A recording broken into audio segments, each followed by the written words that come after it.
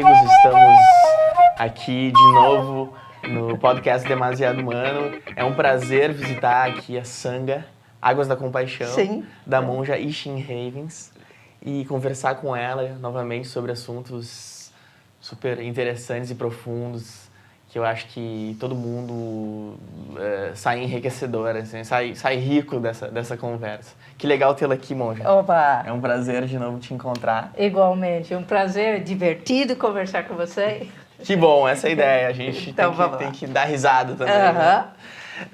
Monja, tantas coisas, né, que a gente estava conversando antes agora da gravação, que a gente não conversou na nossa primeira entrevista, que teve mais de 1 hora, se eu não me engano, e que abarca o budismo, abarca as crenças das pessoas hoje em dia, a atualidade, as diferentes abordagens que as pessoas têm e visões que as pessoas têm. Eu acho que é interessante a gente conversar um pouco, quebrar alguns dogmas que a gente cria sobre o que está, sobre a prática do budismo e as crenças. Eu vou começar perguntando sobre uma curiosidade. Sim, que eu tenho. Vamos lá. Fazer agora uns drops, assim. Eu tenho uma curiosidade sobre toda essa questão do nirvana, da iluminação, que criam em volta disso, a iluminação, você vai ser um ser iluminado, a questão do desejo, que você não pode ter desejo e fugir do ego. Sim. Eu leio assim que algumas pessoas entram nessa loucura de buscar isso, mas a própria busca disso já bloqueia, né? Então é uma coisa muito, muito maluca, né? Que me parece assim ser algo muito distante. Eu gostaria de saber qual é o seu ponto de vista disso, de a gente atingir estados espirituais, diria assim, mais elevados, né, de consciência. Sim, ok. Bom, bom, o que acontece no budismo, né?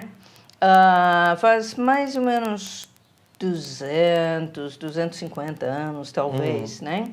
Que ocidentais começaram a se interessar, né? Foram lá para o Oriente, né? E começaram a se interessar em conhecer um pouco as religiões lá. Sim. Só que muitos destes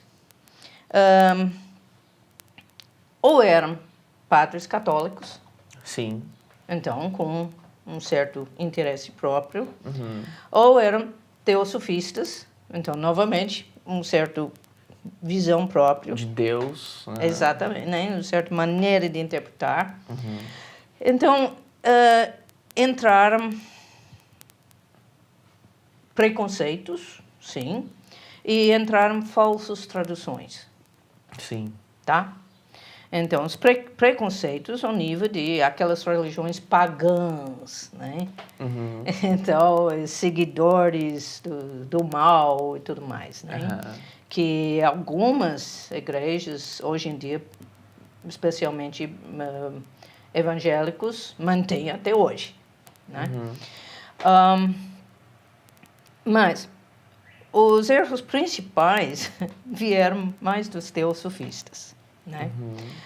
Iluminação, a própria palavra iluminação, né? Isso veio do iluminismo europeu, entendeu?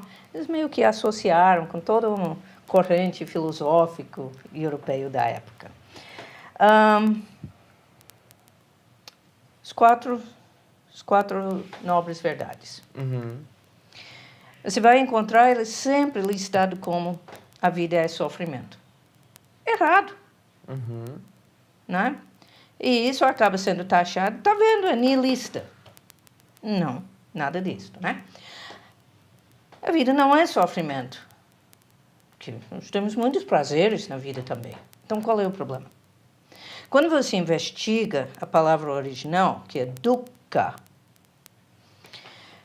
você descobre que ele está se referindo a, vamos dizer, comparando com uma roda de carroça, né? Roda de madeira, e o eixo está fora do centro. Então, o que acontece? Ele gira suave e, de repente, blum! Sim.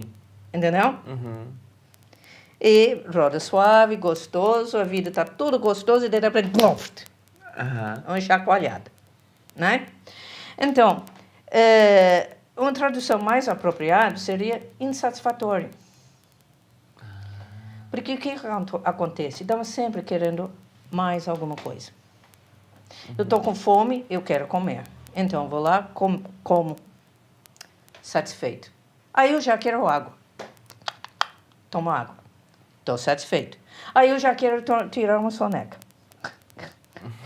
Aí eu vou lá dormir. Estou satisfeito. Aí eu já quero... Fazer algo e algo. Já Daí quero...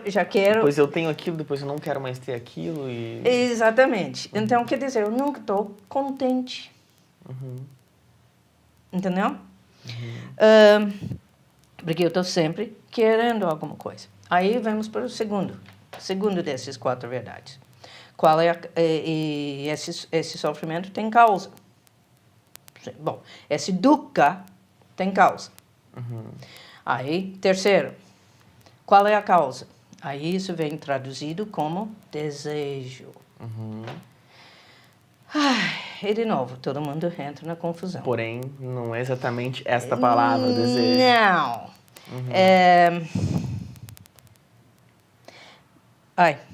Eu venho lendo muito em inglês esses últimos dias. Mas então, você pode trazer para a palavra lembrar em inglês, a palavra. eu posso... Seria o desejo ardente. Né? A palavra original significa sede. Então, por exemplo, a pessoa que está perdida no deserto, então ele está desesperado para água. Certo? É um desespero mais. Isso.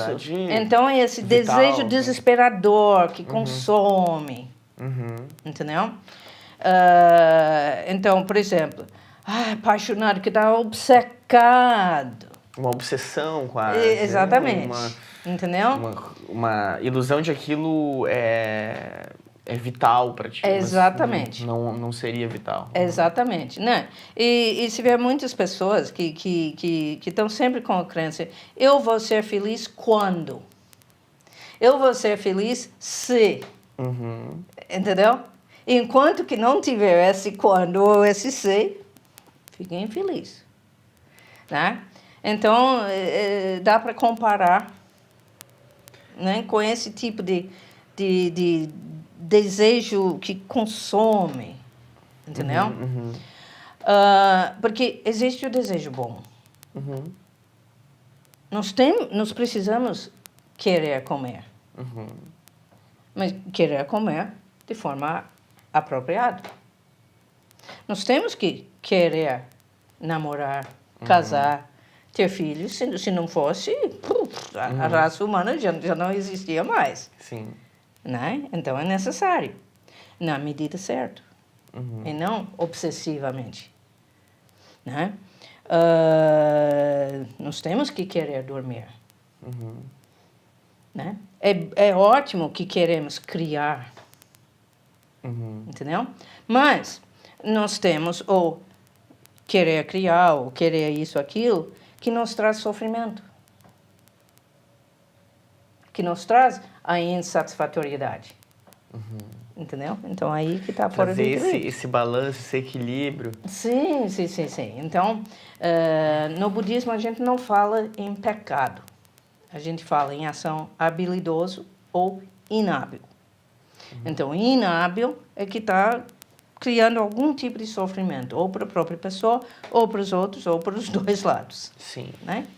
E a ação habilidoso está fazendo bem para si mesmo, para os outros, para todos. Né?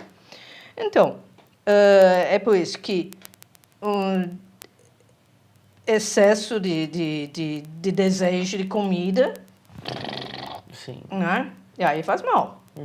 O que ele está... Que ansiedade está criando isso, Exatamente. Né? O que está escondendo? O que está por trás? Exatamente. Por trás disso. Exatamente. Né? Então, quer dizer, a gente tem que qualificar essa palavra desejo. Para o desejo ardente, o desejo que consome. Interessante isso. Eu não Entendeu? sabia dessa diferença. Tá? E o quarto? E o quarto, sim, seria o estado de nirvana, que acaba sendo traduzido como iluminação, que seria a paz, a libertação desse sofrimento. Aí nós temos 2 maneiras de interpretar. Um seria de não sofrer aqui agora, nessa vida, né? De desenvolver equanimidade, um equilíbrio emocional, no qual, né, a resiliência, que é a palavra-chave para a psicoterapia, né? Então, da gente poder estar desfrutando a vida bem, né? Com seus altos e baixos, né? Sim, sabendo lidar com esse equilíbrio emocional, né? Ou temos a libertação budista, que seria a libertação da roda de samsara, que tecnicamente seria a libertação da roda de renascimentos. Aí entra a questão de alguns acreditam que tem as outras vidas, que alguma coisa continua depois dessa vida, Sim. que esse algo pode renascer, né? E outros ficam, mas isso não tem prova, não interessa, e se eu sou obrigada a acreditar nessas coisas, eu não quero saber do budismo, e aí se entra em outras E a ideia seria discussões. que depois de número X de vidas, a gente consegue, numa tal vida, a gente consegue essa evolução e não precisa mais seguir. Exatamente. Porque no fundo, dentro desse contexto, né? Porque lembre-se, o budismo nasceu do hinduísmo. Sim, né? Lá na Índia. Né? Vários vamos dizer, um movimento de, vamos dizer, de reforma em relação ao que estava sendo praticado na época e virou o budismo, né? Então, nesse contexto, naturalmente, acreditava em renascimento. O hinduísmo. O hinduísmo, né? Então, esse desejo, no fundo, esse desejo ardente, não tinha nada a ver com desejos mundanos, mas o desejo de renascer. Sim. Entendeu? O desejo da experiência físico do renascimento. Né? Então, aí entra, por exemplo, para o Zen, tanto faz se acredita, se não acredita. Não Isso importa. é o Zen budismo, que Isso é um Zen tipo budismo. de budismo que Exatamente. asiático, eu diria assim. Né? Japonês. Chinês. Veio da China, se desenvolveu na China a partir do budismo indiano, né? E da China foi para a Coreia, da Coreia foi para o Japão, aí foi para Vietnã, né? O Thich Nhat Hanh é um grande mestre Zen vietnamita. Essa cultura é espetacular, né? Eu acho que se a gente estudar isso, a gente acaba se envolvendo com todo o Oriente, que nós aqui ocidentais não temos quase nenhuma noção, e uma história riquíssima. Quantos mestres budistas existem? Existem milhares. Não, né? Tô brincando, são 2.600 anos de tradição. Né? Existe muita história, existe muita riqueza aí em cada país. A gente pensa na Índia, a gente pensa na China, no Tibete, no Japão. Então, assim, eu acredito que deva ser muito, muito rico aprender isso, se envolver com isso. Sim, é fascinante, né? Como eu comentei mais cedo, né? Quanto mais eu pesquiso, quanto mais eu estudo, quanto mais eu fico na essência, estamos todos os budismos estão falando a mesma coisa, né? Tem pessoas que ficam falando, não, que são budismos, né? Então, né, budismo chinês, vietnamita, coreano, japonês, de Sri Lanka, Theravada, não sei o quê, Terra Pura, não sei o quê, Nichiren, né? Esse monte de escolas diferentes. Mas, no fundo, estão todos chegando no mesmo ponto. Né? Todos os budismos, já que, né, na hora que está querendo falar que são todos diferentes, eles têm muitas coisas em comum. Exatamente. Eles se baseiam nessas 4 nobres verdades que eu falei. Se não se baseiam nessas 4 verdades, não é um budismo legítimo. Existem grupos que se chamam de budistas, mas como eles não aceitam essas bases, não são considerados pelos outros como budismo legítimo, né?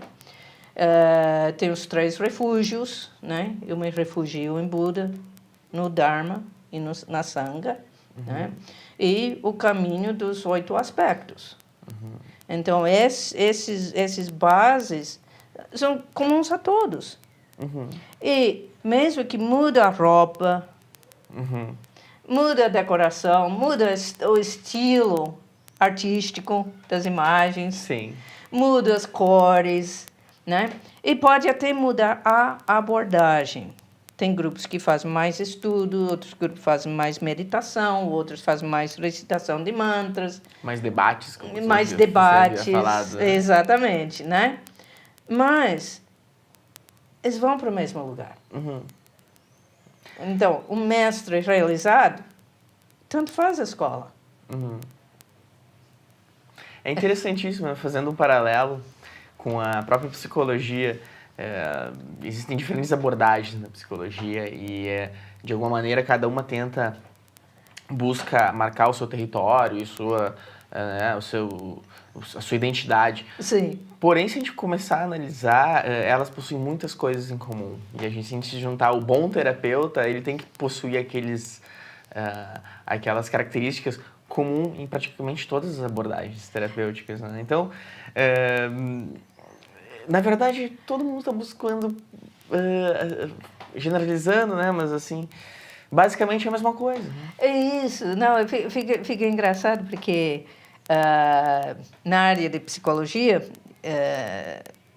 sim, eu já, na década 80, 90, eu li muito. Sim. Né?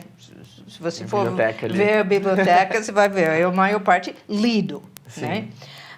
Mas, em termos de estudo formal de psicologia, é agora né, que eu estou chegando. Né? E está acontecendo todo esse movimento de mindfulness. Né? E, obviamente, eu estou escrevendo TCC, que vai virar monografia, né? Então, estou pesquisando bastante. E aí, tá. Mindfulness-based, terapia comportamental baseado em mindfulness. Ok. Terapia da aceitação. Aí vem terapia cognitivo-comportamental baseado em mindfulness. Aí vem, deixa eu ver. Tem terapia da aceitação. A terapia de aceitação e compromisso. Terapia dialética. Aí existe a psicologia positivista. Positivista, sim. Positiva, eu acho. Positiva. Isso, psicologia positiva. Aí tem a terapia para adições. Tem a terapia para peso. Tem a terapia de compaixão, né?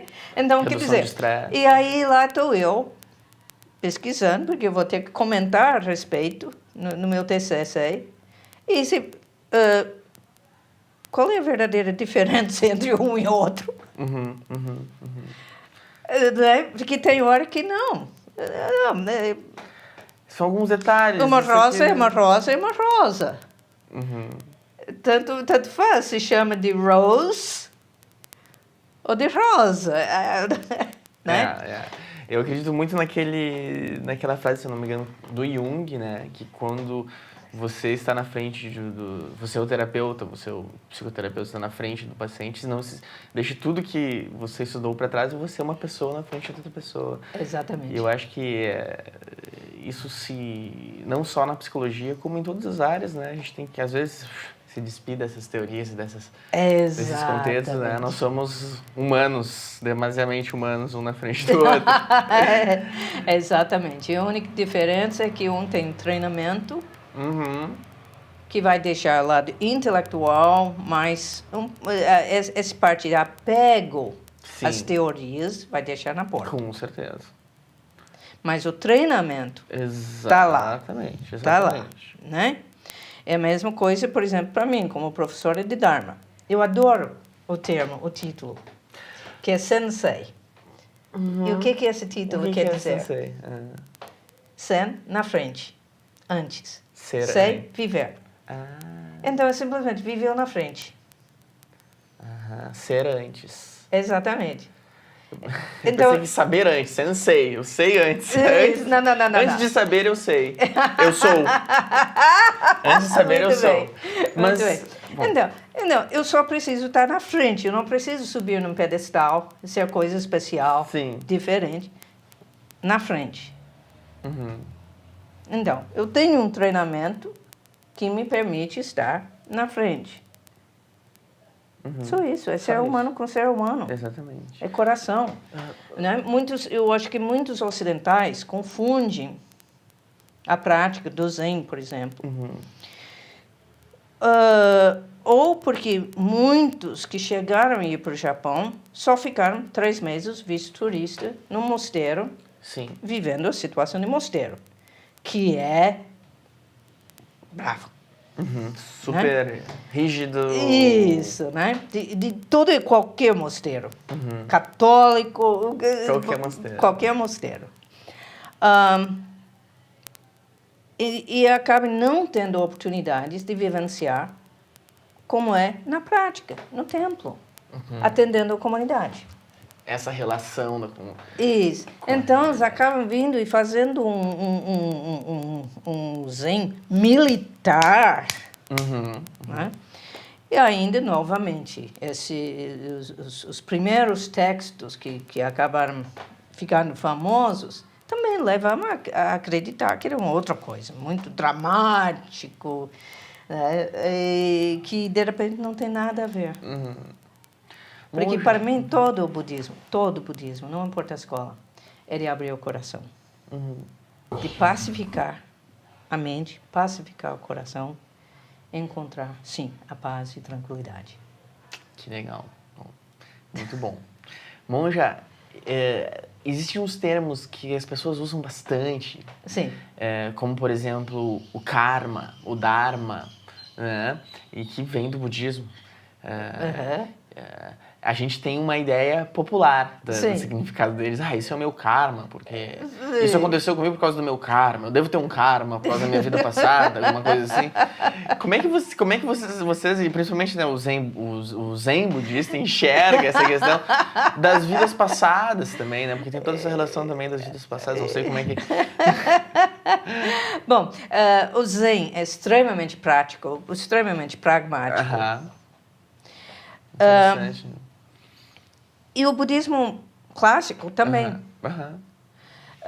Então, mesmo que a gente sabe que o budismo clássico, né, era um pressuposto, vidas passadas, vidas, né, renascimentos, inclusive tem as histórias do Buda no processo de estar se iluminando, de estar lembrando todas as suas vidas passadas, não sei o quê, né? Mas mesmo para o budismo, você vai nos sutras clássicos, assuntos que não se discute. O que acontece depois da morte? Não se discute. Tem uma série, uma lista. Eu não sou acadêmico, eu teria que pegar o texto para dizer. Uma lista de assuntos metafísica.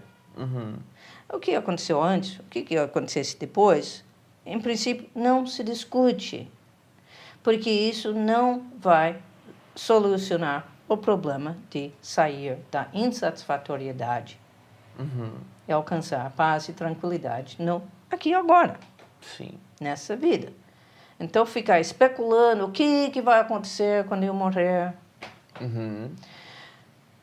o que eu fui na vida passada, isso não interessa. Simplesmente não interessa. O que interessa, o que está acontecendo nesse momento. Eu posso sim parar e analisar o que eu tenho feito para contribuir para essa situação, se for uma situação desagradável, e a partir daí, o que eu posso mudar para o futuro, para não repetir esse tipo de situação.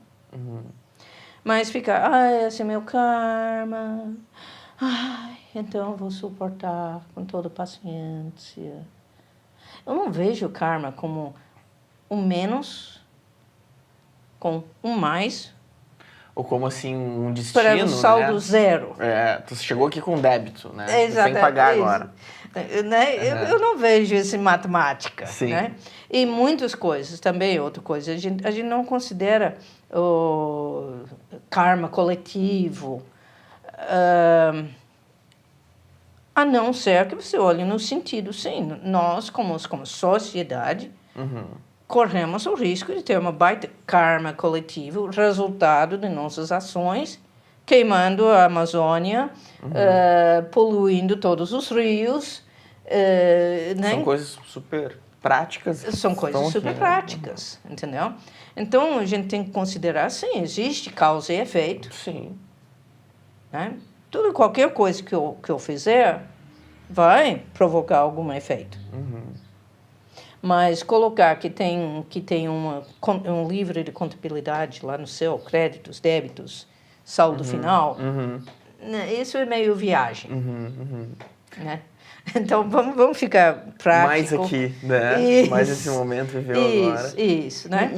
E o Dharma? Qual seria o significado? Agora eu me esqueci o significado do Dharma. Bom, para o budismo, começa com os ensinamentos clássicos de Buda, dos quais o que nós temos que chega mais perto dos ensinamentos originais data de mais ou menos 300 anos depois do falecimento do Buda. Tá? Então, que é mantido na tradição Theravada. Então, o sentido original são os ensinamentos clássicos. Aí, a gente expande isso para todos os ensinamentos históricos, né? De monges e professores de Dharma históricos, até, né, professor atual. Né? Lá no YouTube tem um monte de ensinamentos. Né? Mas aí a gente amplia mais ainda para chegar num ponto onde eu considero qualquer situação da minha vida como uma oportunidade de eu estudar e aprender alguma coisa. Então, posso considerar qualquer coisa. Que qualquer me situação. possibilita. É a oportunidade. É a oportunidade. Então, em lugar de eu olhar um problema como um problema, né, eu posso olhar com o que eu aprendo com isso? Uma oportunidade de crescimento. Né? Às vezes dói, verdade. Às vezes a situação dói. Né? Não vamos negar no momento que está doendo. Mas não é por isso que eu tenho que perder totalmente o meu equilíbrio. Sim. Né? Não significa que eu preciso me desmontar. Sim, é uma oportunidade de crescer, de crescimento. Isso. Né? Aí sim entra o aspecto. Então, eu posso refletir qual é a minha parte na criação dessa situação. Exatamente. Né? Tá certo. Terremoto lá no Japão, então, eu não tenho muito... Eu não fiz o terremoto. Né? Como diz o Freud, às vezes um charuto é somente um charuto. Né? Então, quer dizer, um terremoto, um desastre, nem sempre é por causa de karma. Mas eu posso, sim, estar analisando qual é a minha parte na criação dessa situação. A partir daí, o que eu mudo, o que eu aprendo, o que eu cresço, o que eu ajusto, para que fique melhor no futuro. Exatamente. A minha interpretação, como é que eu vou lidar com tudo isso? Né? Isso, exatamente. E a gente cria o nosso inferno e o nosso céu. Sei. Aqui mesmo, né? Não tem uma história zen? Adoro histórias zens. São divertidíssimas, né? Que fala de um grande samurai que foi procurar o mestre zen e perguntando: mestre, o que é o inferno? Aí o mestre: mas você tem coragem, seu vagabundo, você tem coragem de vir fazer uma pergunta desses para mim? Olha essa roupa horrível, essa espada descuidada. E já tá botando a mão na espada e começando a puxar aí um monte. Aí abre os portais do inferno. Aí eu... Opa.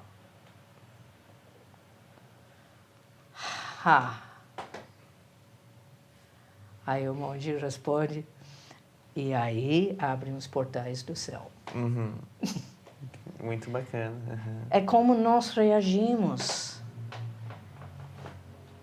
A nossa atitude é 90% de nossa vida. O budismo fala que a dor é inevitável. E podemos, como o budismo é de 2.600 anos atrás, então ele fala em termos de flechas, né? Então, acontece uma coisa, né? Morre um amigo, né? Vamos dizer. Então, pá, uma flecha. Óbvio que dói. Aí eu tenho 3 atitudes. Ou eu paro, respiro, e vou tratando de tirar a flecha. Sim. E curar a ferida. Ou eu fico lá, enquanto que eu não entender por que me atirou essa flecha, qual é a matéria que é feito, que tipo de madeira, se tem veneno, se não tem veneno, ninguém mexe enquanto que eu não estiver entendendo isso. Né? Quantas pessoas chegam, né, até, falando que estão pensando em querer estudar comigo, mas querem entender isso, aquilo, outro. Qual é a minha posição em respeito a isso, aquilo, outro, um monte de conceitos. Eu sou pá, né? Sim. Ou, o que é mais comum, então já deu a flecha. Tá doendo. Mas aí começa. Aí a gente pega aqui atrás, mais flechas. Por que isso só comigo? Eu não mereço. Né? Eu sou incompetente. Mas como é que eu vivo sem esse meu amigo? Eu deveria ter ido lá semana passada, não foi. Aí começa se culpando e acaba vivendo um ciclo, né? A pessoa se acostuma com esse comportamento. Exato. E para o budismo está simplesmente, começou com uma flecha, só que a própria pessoa vai colocando outras. A partir dela. A partir dela. Então, enquanto que, na medida em que a gente desenvolveu esse estado de paz e tranquilidade, que está dentro de todos nós, depois falo, a gente para de ficar adicionando outras flechas e começa a poder simplesmente, tá doendo, e cuida de tirar aquela flecha, tratar a ferida.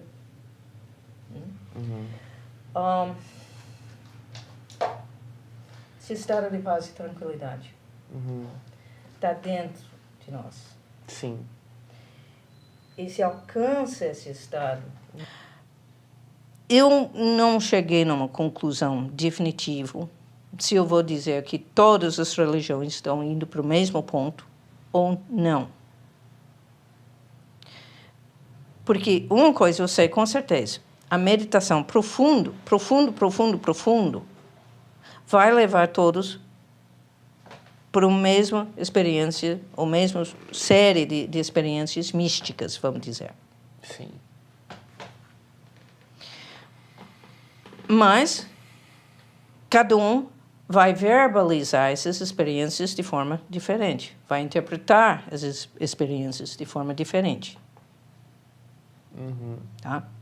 Aí o resto, como nós não temos prova científica de alguém ter ido e voltado, né? Tá tendo muitos relatos de quase morte, sim, né? Mas nós não temos provas científicas para poder afirmar qualquer coisa.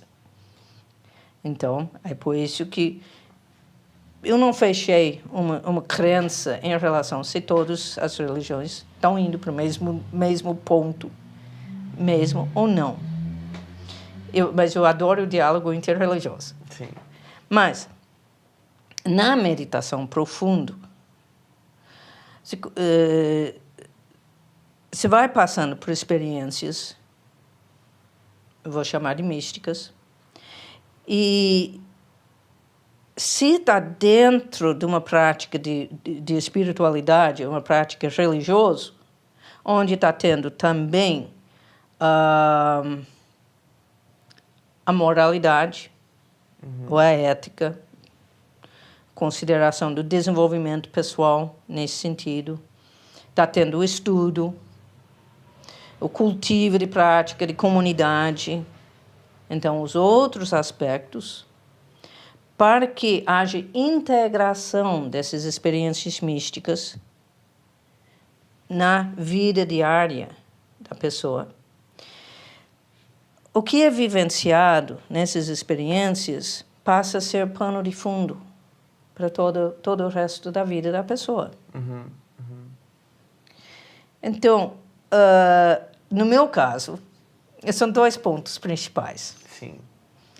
Um é que tem um tipo de meditação, de estado de meditação profundo, onde realmente é uma paz, tranquilidade. Priceless. Não tem preço. Não tem palavras. E na medida em que aquilo começa a ficar um pano de fundo, não é que eu nunca fico estressado, mas tem que ir muito mais longe para eu começar a ficar mais estressado. E quando eu fiquei estressado, é muito mais fácil eu sair do estado também. Né? Se eu estou num dia que todos os computadores da casa estão dando problemas e eu não estou conseguindo trabalhar, depois de uma semana eu começo a ficar estressado. Normal. Né? Normal, sou ser humano. Mas, mesmo assim, lá o pano de fundo tem essa paz e tranquilidade de que está tudo bem. Saber que no fundo está tudo bem. Está tudo bem. Mas também tem um outro que eu tenho tido muita experiência também na meditação profunda, que se percebe nitidamente na unipersonalidade, porque tem um estado que esse universo é uma grande piada. É uma comédia do absurdo. É como se fosse o universo inteiro dando gargalhada. Sim. Que bom poder levar as coisas não tão a sério, né? Exatamente. Então, eu sempre tinha um lado de estar brincando, né? Sim. Que é uma boa maneira de lidar com o estresse. Com certeza. Mas que na meditação profunda e já em treinamentos antes, entrava em contato com uma coisa bem no fundo, que o universo inteiro está dando risada, se divertindo. Então, quer dizer, esses dois aspectos estão lá, tipo, virando o pano de fundo da minha vida. Então, eu comparo com aquela corrente profunda do oceano, que simplesmente vai, né? Superfície, um dia calmaria, outro dia tempestade, né? Aquelas ondas de 10 metros de altura, 30 metros de altura. Outro dia calmaria, outro dia né? Pequenas ondinhas, né? Esse é o nosso vida diária. Sim. Mas lá no fundo, aquela correnteza que simplesmente vai indo. Vai indo, não se abala com nada. Né? Então, isso é paz e tranquilidade que eu acredito que todas as religiões querem transmitir. E muitos chegam a transmitir. Né? Eu me divirto comparando, por exemplo, as regras monásticas nossas, do Zen, e as regras monásticas dos monges beneditinos. Sim, os cristãos. Isso, que lá em São Paulo eu participava de um grupo de diálogo interreligioso, no qual participavam também os monges beneditinos. Lá tem um mosteiro São Bento, que é famoso, né? Eles até cantam o canto gregoriano, bem tradicional da cidade. E a minha vivência era tipo, não, um olho nos olhos dos outros e, você também esteve lá. Muito bem, você também conhece isso. Sim. Mas o cômico que as regras, tipo, para o ingresso, como receber o noviço? Mesma coisa. A mesma coisa. Muito Mesma parecido. coisa, mesma coisa. É. Quebrar com essas divisões todas, né? Sim. Ver que estamos todos juntos. Sim. Que legal. Sim. Monja, eu fico pensando, fiquei curioso sobre a sua prática meditativa. Como é que é você, Monja em Ravens? Você pratica meditação todo dia? Como é que funciona isso para ti? Essa relação, porque eu realmente não sei, mas existem várias práticas tipos de meditação, práticas diferentes, sim, né? sim, Então, sim. às vezes a gente gosta mais de uma do que de outra, e a gente sente mais à vontade de praticar aquilo, né? Isso, né? Bom, a fase inicial no Zen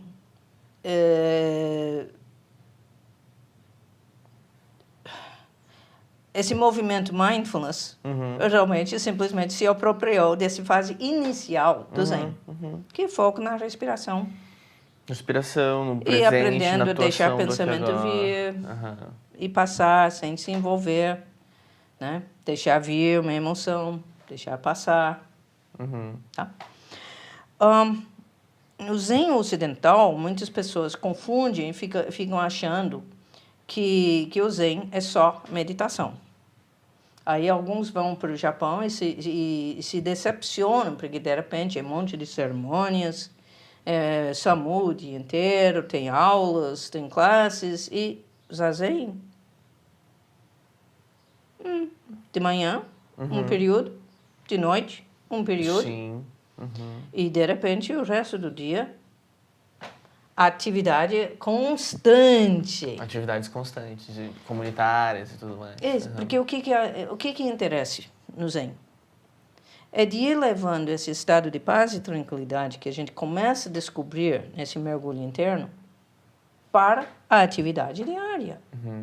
Eu me recordo que o guru lá dos Beatles, agora não me lembro o nome dele, Maharishi, alguma coisa assim.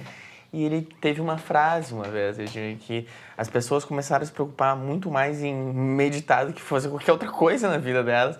E não é assim que a coisa deve ser, né? Se esquecem de trabalhar, se esquecem de fazer o seu ofício, de fazer as suas relações e acaba virando tudo aquilo. E não é dessa forma. Não é para virar uma pessoa alienado. Não é para fazer viagem, não é para ficar zen. Eu tô zen. É para, né, bem pé no chão, equilibrado e com força, com potência. Não é para ser o capacho, não. Com contato na realidade, com autonomia. Isso, né? E bem consciente do que está fazendo. Um outro lado das histórias Zen, né? O indivíduo que chega e quer demonstrar a sua compreensão da prática. Né? Mestre, eu entendi isso, tive essa experiência. Aí o mestre pergunta, quando você entrou na sala, você deixou o seu chinelo no lado direito ou no lado esquerdo? Se esqueceu. Volta para a sua prática. Porque quanto da vida nós ficamos no piloto automático?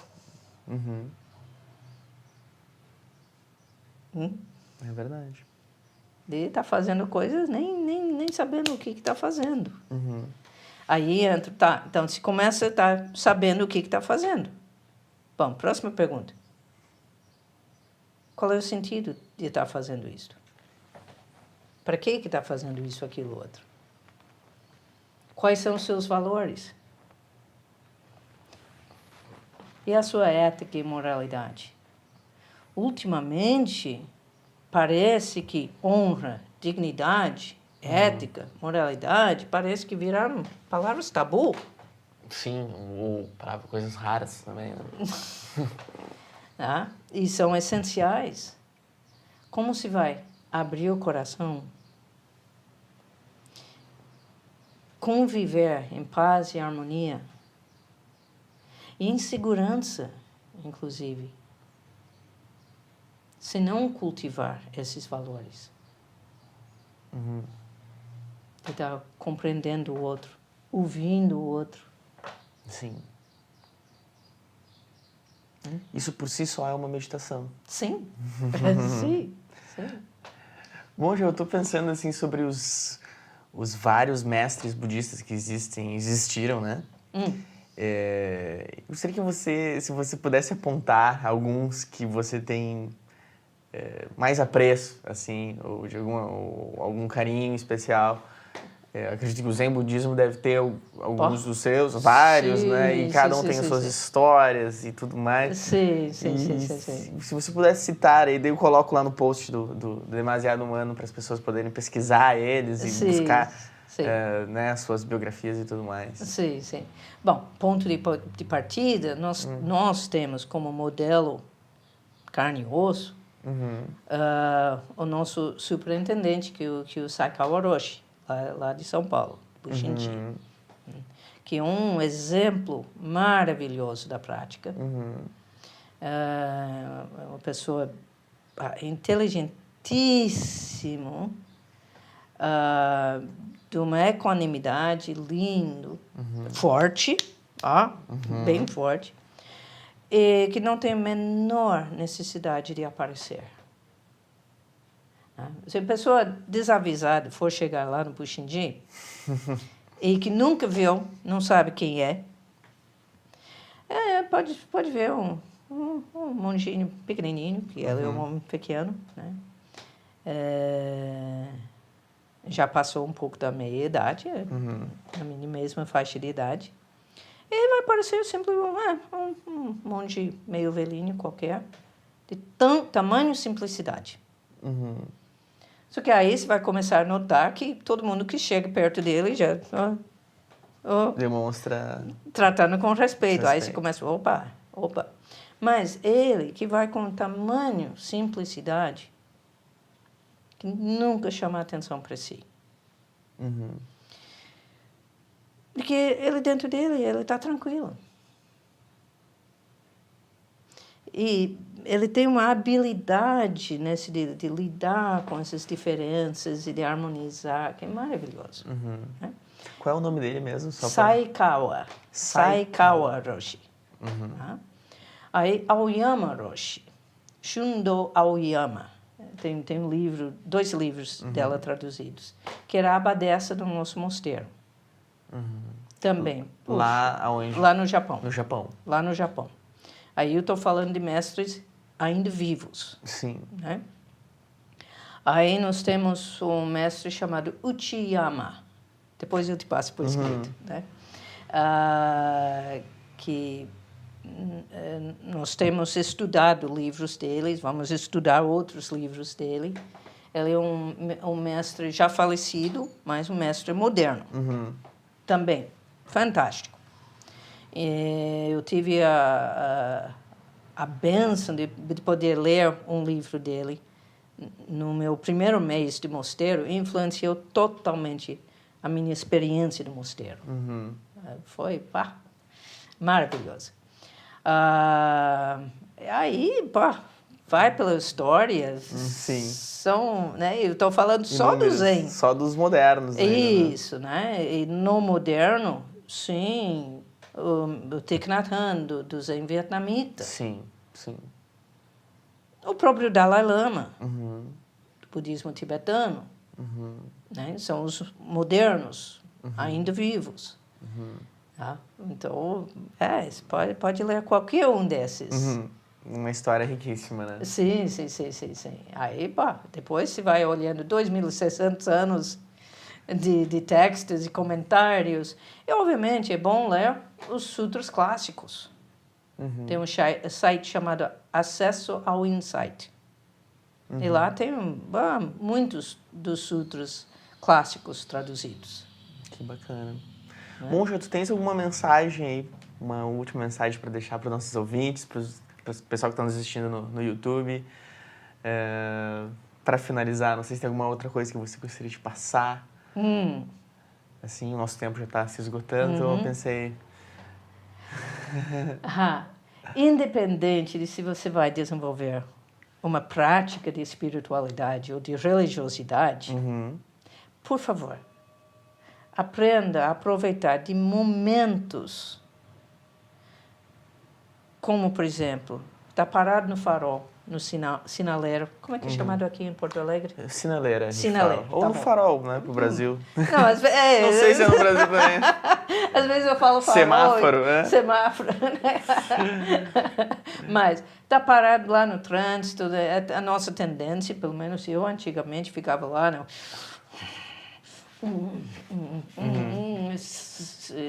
Coisa não abre, né? Ficava nervosa, impaciente. Aproveite para simplesmente fazer 1, 2, 3 respirações conscientes.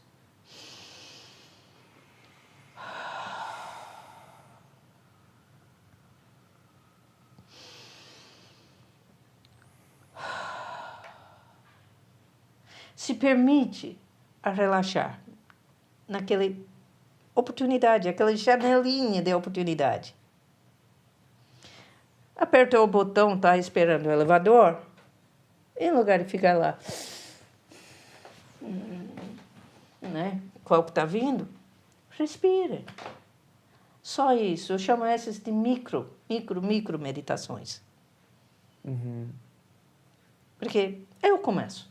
É um grande começo, né? É um grande começo. Quantas vezes a gente para no semáforo, né? Exatamente. E não só no semáforo, numa fila, fila do banco. Tantas situações, né? Aqueles que aprendem a fazer meditação, mesmo no nível de mindfulness, especialmente se for um tipo de meditação como no Zen, com os olhos entreabertos e não fechados, é fantástico, tem uma meditação andando. Né? Então tá com o seu pacote de objetos nos braços, lá na fila do banco, e fazendo Qigong, meditação andando. Respirando conscientemente, coordenando com o movimento do corpo. Não está nem andando, então só levantar o calcanhar, descer o calcanhar, né? Andando no lugar. Né? E você vai se surpreender como isso acalma. Quando você chega lá na caixa, você já está na santa paz. Tudo bem, caixa. Ele que desmaia, alguém chegando lá. O problema vai ser que tem que pagar a conta, daí volta tudo. O problema é que chega lá, tem que pagar a conta, daí vai tudo por água abaixo. Não, mas tô brincando. Tava brincando, né? Mas chega lá, já chega com uma outra visão, né, do outra pagamento. Visão. Que bom que eu tenho dinheiro para pagar a conta em lugar de que droga que tem para pagar essa conta. É verdade. Como eu falei no começo, é tudo questão de atitude. Que legal. Ótima mensagem aí para todo mundo. Tá bom. E Monja, de novo, eu queria pedir para que tu deixasse o teu contato, quem quisesse entrar em contato com a Sangha ou contigo, como é que faz? Pode fazer simplesmente uma busca no Google, Águas da Compaixão. Ok. E deve aparecer lá no primeiro site lugar. Lá, beleza. Eu vou colocar no post Isso. também. Nós temos canais do YouTube, tanto em meu nome pessoal, Monja Shin, quanto em nome da Sangha, Águas da Compaixão. Nós temos uma programação gratuita de domingos pela transmissão ao vivo pela internet, chamado Dharma Chat, que vai às 4h30 da tarde nos Todos domingos. Todos os domingos? Todos os domingos. Que legal. Tá? Então, temos blogs, blog em meu nome pessoal, blog em nome da Sangha. Nem sempre estou conseguindo alimentar como seria legal, mas na medida do possível. Mas está lá, dá bastante informação. Eu considero boa parte da minha função a ser do aspecto informativo, educacional, a respeito da prática, a estrutura, como funciona, esse tipo de coisa. Legal. Tudo isso vai constar lá no post do Demasiado Humano. E muito obrigado, muito grato novamente por dividir todo esse conhecimento contigo. Eu que agradeço, é sempre um prazer contigo. Também agradeço o cameraman. Claro, grande DJ. Cuide-se bem. Tchau, tchau.